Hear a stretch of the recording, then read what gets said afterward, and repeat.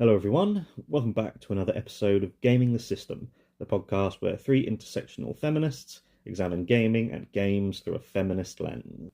Today, I am your host, Matt, and I'm with my friend, Alex. Before we get started, if you want to support us, you can subscribe to our Patreon at patreon.com/gamingthesystem for some exclusive content, or you can send us a one-off donation via PayPal to our email address, wearegamingthesystem@gmail.com. So, Alex and I are continuing our little delve into the news of the gaming world at the moment. To start off with, is a topic that I've always done, but never realised there's actually a word for it, or a set of words for it, which I think is it's the most revolting phrase. It's save-scumming, which is when you quick save when you save something and then you do something in a game, and then if it doesn't go the way you want it to, you immediately go and reload the previous save. And I assume I'd never thought about it before, other than just, oh yeah, just do it, play the way you want to play. But apparently it's a big contentious topic in the gaming community. There's people, another way of people going, oh, you're not playing the game properly, not playing it the way it's meant to be played. And I think I couldn't find the post again of what it said, but it was the game director of Fallout New Vegas who said that he hates save-scumming, which is very strange because those kinds of games are so varied and so many different pathways you can take, and choices to be made. And I think my answer to that would be yes, and because we all play differently. Like, if you hate it, that's fine, but other people like to play that way. And I say that as a self-confessed save-scummer. Dun, dun, dun. I definitely have done it for games like Skyrim. Back in the day when Skyrim came out, I've definitely done it at least 5 or 6 times, I remember, from the time that I spent with the game. And then I've certainly done it most recently in Baldur's Gate for opening chests, or progressing a conversation in the way that I want it to. Or if a conversation doesn't end up going the way that I want it to, I'll go back and reload from the beginning of the conversation, which some might say is cheating, but I would say is the game lets you do it. Like, it's not cheating, is it? Really? If it's within our power to play the game in the way that we'd like it to be, to progress, then really, we can do what we want because we're the one in control. But I can kind of see where people are coming from in a way. If you want the proper hardcore experience of a game like Baldur's Gate, you have to roll with the dice, and sometimes it'll give you things that you're not okay with. But when I only have so many thieves tools, I just need to conserve them. If people don't understand that, so I think it has its times where it's more contentious than other times, but I certainly don't object to doing it because I've done it. So, have you done it before, Matt? Oh yeah, always. Yeah. Most recently in Baldur's Gate 3, I would always, anytime I did something that Karlach disliked, I reset and chose a different option because I was completely head over heels in love with Karlach.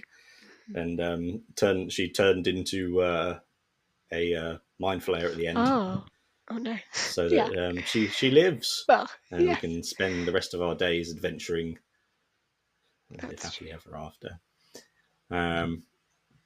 In my first play, so the way I like to play games like Fallout and Baldur's Gate 3 is, so that the difference between Baldur's Gate and Fallout is that you have a certain skill level, but in Baldur's Gate 3 you have that level and you roll a dice to decide whether you can pass a check.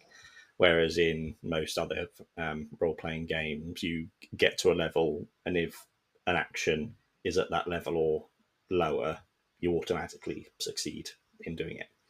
And my first playthrough of Baldur's Gate 3, I just wanted to follow the path that I was interested in, which is a testament to the quality of the writing, because I want to find out what happens if you succeed with this particular option, even though I'm not. It might be an intimidation one, and I'm not an intimidating person. And there are so many. It's so complex, and you can miss a lot of stuff purely by not really knowing what's going on. And it can you can miss certain things. And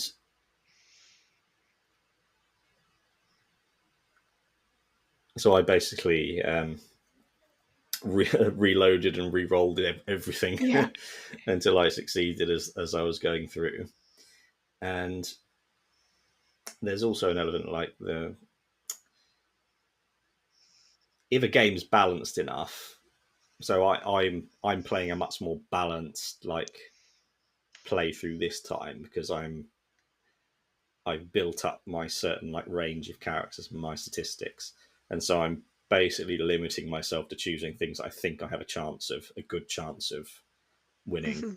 And now that I played a very extensive playthrough the first time, I've got a much better general overview of the world. So I know, right, if I get this, if I screw up this one, then this is what will happen. And I go, well, I've explored the option that I wanted to explore in the first place, and now I'll see what happens if I don't do that.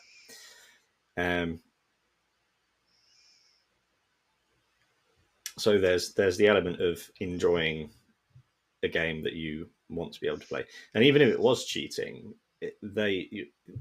you're supposed to play it the way that you want to play it. Yeah. And anyone who's going, as we've said, with anything to do with accessibility, anyone who goes, but it's my artistic vision.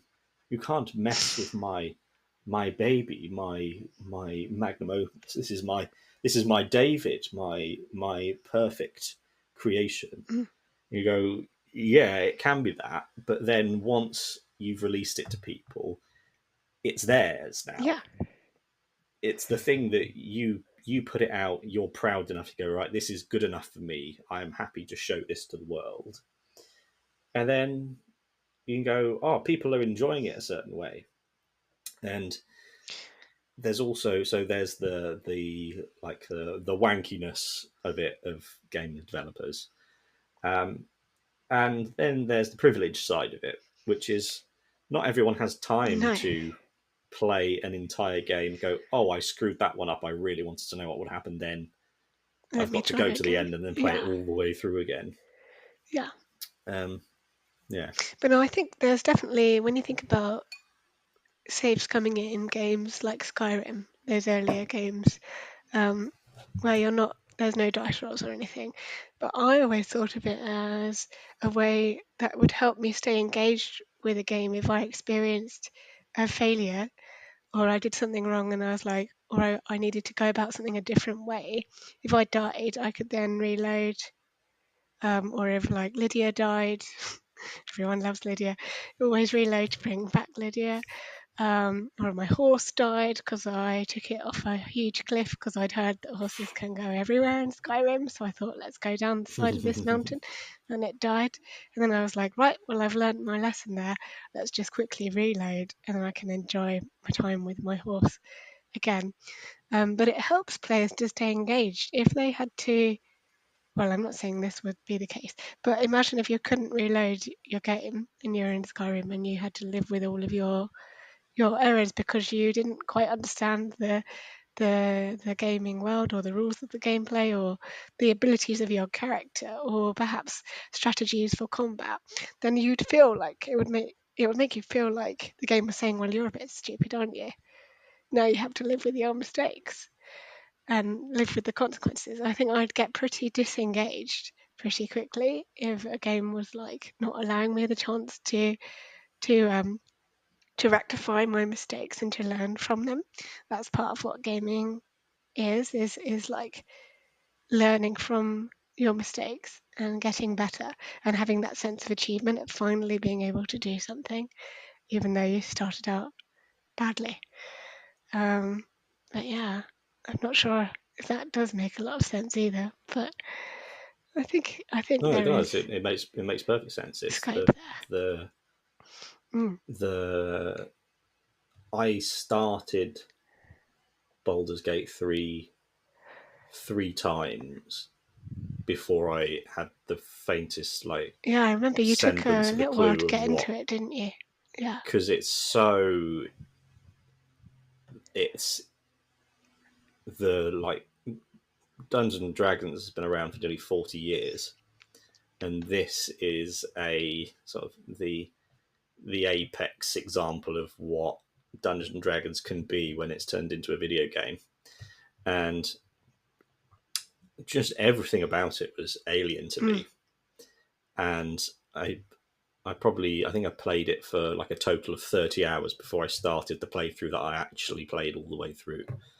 And I also was watching some Angry Joe Yeah. streaming it as well. And it took all of that for me to start getting my head around how things worked. And if you say, oh, if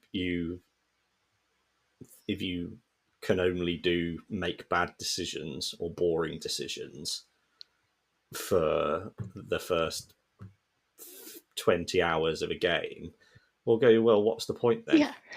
It's not very You want me to fun, go, is it? you want me to play it all the way through, learn painstakingly absolutely everything that there is to know, and then I can start enjoying it. Mm. No. It should be enjoy it as much as possible all the time. And by any means necessary. Mm-hmm. And yeah, and there's the a toxic masculinity element to it as well, because it's going, oh, you just do it, you just be good, you just get on with it. And you go, we're not supposed to, games are supposed to be a fun struggle, because what's the point in struggling if it's not fun? Mm-hmm. Because you don't need to do it, No. play something else. Yeah. And it's so strange, because I'd never heard this word No, before, I had only and come then across it when actually watching videos, like walkthrough videos for some parts of Baldur's Gate, and they were like, maybe you need to try Save-Scumming for this bit because X, Y, and Z, and I was like, oh, that's what it is. I hadn't realised that's what it actually was called. I think it was talking about the bit with the in the sort of netherworld, where like all the darkness is trying to get you all the time, and you're trying to make it to last light. yeah. And we were there, me and my partner were playing it together, and we didn't have any form of light, so we had to do a lot of that because we just kept dying every minute because we had nothing to protect us from the darkness, and we hadn't realised that we could have got a light source back in the Underdark, and we had no idea. But so that was definitely an example of maybe we should have gone back a little further with our Save-Scumming. But it was Yeah, an and interesting so like experience. there are so many instances in Baldur's Gate 3 where it doesn't tell No, you it was actually quite what's hard. going on, Yeah. and if you just try and do it, then it's impossible to do it. Yeah. So like trying to just get through the Shadowlands, The Shadowlands, and the that's what first it time is. you walk in, and then it goes to the turn-based mode, Yeah. and you go, well, I'll try and get through like that, and then you could spend 2 hours walking your way through We like kind that, of did. and then It you was could, bad. yeah, Yeah. because you don't know what you don't know what you don't know, Mm-mm. No, and we thought we were meant to be doing it like you that. can, yeah, and working out that you can cast dancing lights on someone in your party, and then that protects you A little bit. as you go through the shallows a Yeah. bit. And then, have you met that horrifying spider guy thing? I don't think we did. I don't remember meeting a spider. No. Yeah. So Oh. basically, it's a horrifying thing, Yeah. and he is one of the absolutes, like Oh. Okay. representatives, and you're We supposed found to. someone in a You got bar. Did you find someone behind the bar? That was fun. the That was big fat the big fat one. bloated Yeah. bloke. Yeah. Yeah, And also the one that was like a doctor in that. yeah. That was creepy. But yeah. So this is a perfect example of how Save-Scumming Mm. worked for me, because I wanted to find out what happened if you successfully drank all the stuff Oh that yeah. Yeah. the bloke was doing. And so the first time I did it, I just kept on doing it until I succeeded. And then it was like, oh yeah, well done, hooray! And then everything's fine. Oh. And so that's a fun. Yeah. It's not just you show up and you fail something and then you have to fight, which is what would happen if you didn't do it in Save-Scumming. And then when it came to the surgeon bloke, you can what path did you take with him? We got him to kill himself. Hey, yeah, so Yeah. did I. So that was really fun when Yeah. you can get his followers to kill Yeah. themselves, We did that and as then well. get him to kill himself, Convinced him that and it that's was so the satisfying. right thing to do. But yeah. Then oh yeah, the spider guy. Mm. If you get the spider's lyre, he'll take you to the castle, Moonrise Castle. But if you show up without it, you can trick him into going, I'm supposed to have your torch, your pixie lantern thing. Yeah. And you can talk him into that, and then they go off into the darkness and die. Wow. But then you end up having to fight them because they've been turned undead. Yeah. And We completely missed all of that, including the pixie lantern. really, Yeah. Yeah. Because all of I can't tell you the all of amount. Jahira's people died as soon as we had that cutscene. Literally, they all died. Oh, really? Yeah. So we had no one, and we were like, oh, it's not good. Yeah. I can't So tell you the amount of interesting, things isn't that it? I've. How different it is for Yeah. everybody.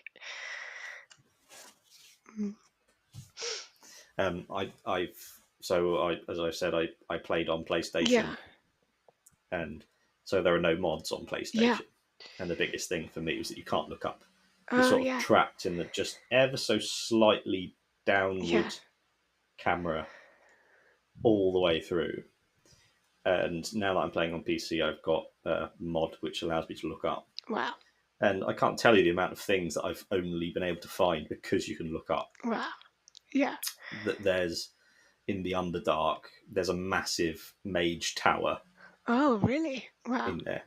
Yeah. So how did you get? And there are like 7 ways into the Underdark, which I didn't realize. Oh, really? Wow. Yeah. Yeah. I think we went How in did you? via, Yeah. where you take the boat across. It was like near Mhm. there. That's where we found a lift that went down. I think into it. Yeah. I think that was how we got in there.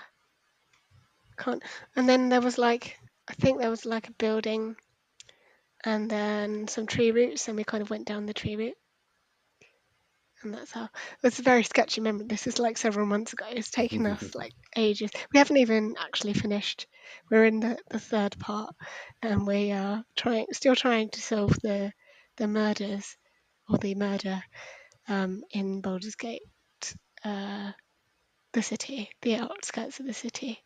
So we're getting there. So you've but got a we're fair not bit to quite. go. Yeah, we've still got a fair bit to go. Oh my god! Right, we better get on it. But We better, yeah. very much enjoying it still. It's great, but it's just fascinating how different everyone's playthrough is. Amazing. Yeah, absolutely. Shall I bring to the fore my other story that I was going to mention for gaming news? Yeah. I feel we need to pace ourselves with our Baldur's Gate chat because there's just so much to talk about, and I really want the 3 of us to have Yeah, a couple of conversations about it as well. for sure. We should stay tuned for future episodes. So the story that I wanted to highlight was, you might remember about Palworld, P-A-L World, which got a lot of talk at the time it was released for its similarities to Pokemon. You might remember that it was basically more or less exactly like Pokemon, just with different names and different colours, and things like that. But basically, the story is that now Nintendo are finally going to be taking them to court, the developers Pocket Pair, for infringement of patent rights. I nearly pronounced it the American way then. So the statement from Nintendo reads, "This lawsuit seeks an injunction against infringement and compensation for damages on the grounds that Palworld, a game developed and released by the defendant, infringes multiple patent rights. Nintendo will continue to take necessary action against any infringement of its intellectual property rights, including the Nintendo brand itself, to protect the intellectual properties it has worked hard to establish over the years." We did wonder, I think I certainly wondered at the time whether Nintendo would, because they've got quite a reputation for being very hot on any kind of issue with copyright and infringement of patents and intellectual property and that sort of thing. Interesting. There's an update I hadn't read in the article. On the 19th of September, Pocket Pair have responded to Nintendo's lawsuit, stating that they are beginning the appropriate legal proceedings and investigations into the claims of patent infringement, and that at this moment we are unaware of the specific patents we are accused of infringing upon, and we have not been notified of such details. They add, "It is truly unfortunate that we will be forced to allocate significant time to matters unrelated to game development due to this lawsuit. However, we will do our utmost for our fans and ensure that indie game developers are not hindered or discouraged from pursuing their creative ideas." And I don't know if I can share my screen. I will attempt to, just to show you the similarities between Palworld and Pokemon. Let me see if I can. Let's try that. I'm just going to share that now for you. And hopefully, can you see it, Matt? Has it come up? No. It has not. Oh, there we go. That's, Oh, there we go. hello. Can you see it now? Yeah. And you can see why everyone thought at the time Nintendo's going to shoot this out of the sky. But they've waited until now for some reason. Maybe they were gathering lots of evidence. But you can definitely see the similarities. Yeah. And the names were all very similar, I remember, as well at the time. But yeah. So it's basically a monster catching survival game with monsters that are a teeny bit like Pokemon, says the article. Yeah. So that'll be interesting to follow, certainly, in the months to come. But yeah, I'm just surprised it's taken them this long to actually do it, because it's blatantly obvious to me that they have copied Pokemon. And I think they have a history in the previous game before that of copying gaming systems and like gameplay loops and all that sort of thing. But frankly, I think that's more common across the board for lots of different games, where they all just borrow from each other all the good bits, and because they know that's what makes gaming good. But yeah, I'll be interested to see how this one goes. But yeah, I mean, I don't think they can argue that they haven't been inspired by Pokemon in some way, but whether they've actually violated the patents, we'll have to wait and see. Yeah, it's very interesting, like lawyer speak. Yeah. The word "it is unfortunate" Yes. is the most lawyerly thing ever. It's going, oh yeah, it's bad, but we accept no responsibility for any of it. Yeah. And it feels like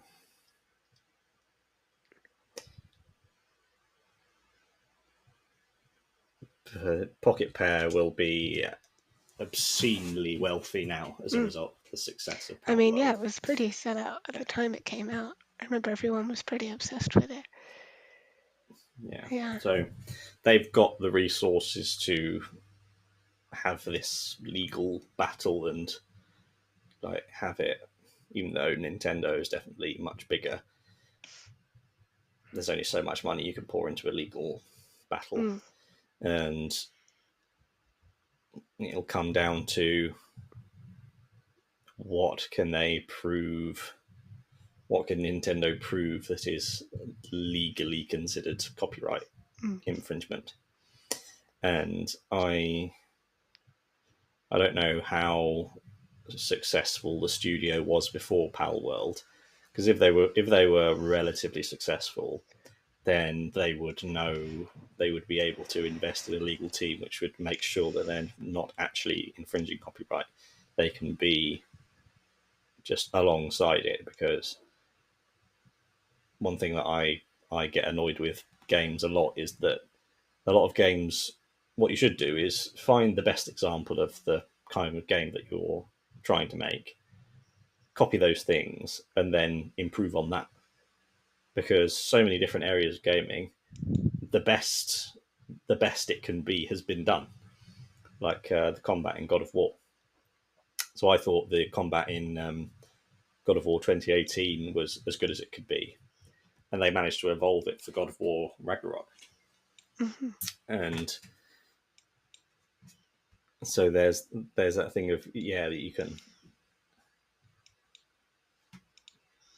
and I don't think there's, I wonder what Nintendo would be asking as uh, compensation for it. And Yeah. It's yeah, an interesting thing to think about. I mean, goodness knows how much money they're going to be asking for. Just trying to look at the previous games of Pocket Pair. I've got their Steam page open. So obviously Palworld was the one that everyone knows. That was ridiculously successful. They've also got Craftopedia. I'm not sure how you pronounce it, but it looks pretty similar. Art Imposter, AI Art Imposter, sorry, which sounds not great. Over Dungeon, which is like a card battle game. Yeah, that's pretty much it. So I wouldn't say they were like massively successful before Palworld. But I do remember watching a video at the time which cited some of their previous work as borrowing a lot of ideas, in the politest terms. So I think it's not like they don't have a track record from what I can gather, and I'll have to research it more if we have to follow up this story. But yeah, it's certainly. I mean, it's the most. I think it's if they say it's not infringing patents, then I think it's the closest you can get to not infringing patents without it being exactly the same. Because to me, it looks pretty, pretty similar. Struggling to find words I want, but yeah, I'll certainly be intrigued to follow this one up, and I'm sure I'll bring you updates in our following gaming news episodes. yeah, because it's a thing that it doesn't really matter. I don't think, whatever the outcome of this is, because a good successful game was created. Yeah, And uh, if you have to officially say, right, this is a Pokemon offshoot, yeah, then you have to pay Pokemon for for their that. usage. And Yeah, if they decide that, then that's fair enough. yeah, Probably be better for indie gaming if Palworld wins it because there's certainly room for abuse of that relationship if a massive game studio and go, oh yeah, your game is similar to us, so you have to pay us. Yeah, you do worry about how that might impact on indie developers. But I think they're definitely getting close to the line of, I would say. But yeah, I mean, it's a difficult one. So we'll have to come back to it. And it's not, later. and it's not. But yeah. I don't. Nintendo is quite inconsistent from my experience with its legal positions and its business decisions, because Pokemon, for example, that like practically every Nintendo game ever made has a ported version online that can be played on through an emulator of some sort. So practically any Pokemon game can be, and now that all phones have touchscreens, you can play up to the DS like era ones as well. Yeah. And that's all third party, not official game Nintendo stuff. And that people would pay, they would make untold billions if they just did that officially. Yeah. But they don't. And that would be the place to start. If you're like, it's one of those things like you're either your position on stuff is to be litigious in anything that is a possible like option, but then why would you litigate Palworld and not litigate the basically pirating of their other games? Yeah. It is confusing. I don't really understand the delay, to be honest. If they were going to do it, why wouldn't they have done it straight away? But there's probably lots of legal things that I'm not aware of happened in between times. But yeah. Yeah, it's not enough to go. It's like with, well, they obviously murdered that person. Yeah. And you go, well, there were no fingerprints on the weapon. He was wearing gloves, standing there over the body. Oh, no, it was him. And the lawyers can. I'm so glad I'm not a lawyer. Yeah. Haven't had much cause to interact with the legal system. No. But yeah, it's a bit like something happening, like on Olympus, up in the ivory tower. You go, well, that's got nothing to do with me at the moment. No. So just ignore it and hope it'll be fine. Mm-hmm. Cool. Right. I think, is there anything else you want to add? I think that was all from me. Thank you, Matt. Cool. Yeah. So some interesting news stories going on in the gaming world at the moment. Hopefully, we've had something interesting to hold people's interest if you enjoyed listening to or watching that. And you know where you can find us on YouTube or any podcast platform. Release something new every Thursday. We are officially a 2-time award-nominated podcast now. We are indeed. The Podcast Awards. So fingers crossed this time we take home the trophy. And yeah, hopefully everyone is wishing us luck with that as well. So until next time, thank you very much. Bye-bye. Bye.